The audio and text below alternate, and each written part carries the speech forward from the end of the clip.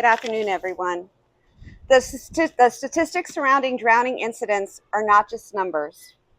We heard about numbers today, but they represent real lives and real families. And I want to thank you for sharing your story, because I think other parents need to hear that, and that you're brave enough to relive that, to let them know that this can be you, is an important message to get out. So on behalf of all of us, thank you for going through that for all of us today. Thank you so much.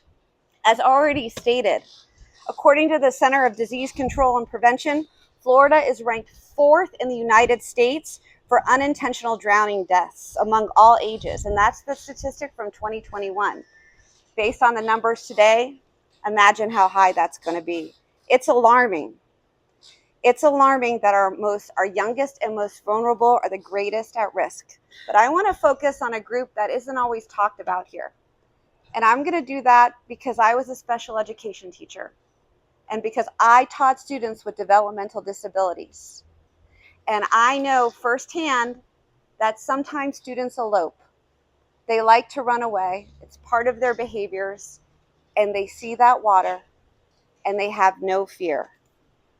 As a matter of fact, the Children's Services Council of Palm Beach County found that since January 1st, 2021, at least 63 children with autism or suspected of having autism have drowned in Florida.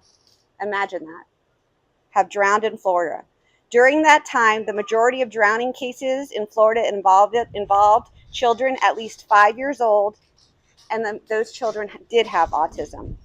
These findings further emphasize the need for education beyond what we give to all parents, but for those parents of children with special needs.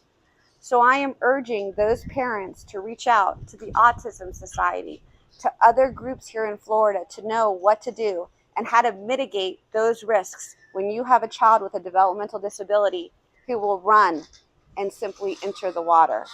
We need to raise awareness to that, because people are not always cognizant of that, especially when they're going through so much dealing with a child with developmental disabilities and trying to get them everything they need to survive. I also want to talk about legislation that was passed this session. Representative Busada Cabrera, a colleague of mine, and Senator Hudson passed Senate Bill 544. This is a new law that establishes swimming lesson voucher programs within the Department of Health, offering vouchers for swimming lessons to families with an income of up to 200% of the federal poverty level who have children 4 years of age or younger. These swimming lessons are more than just a skill.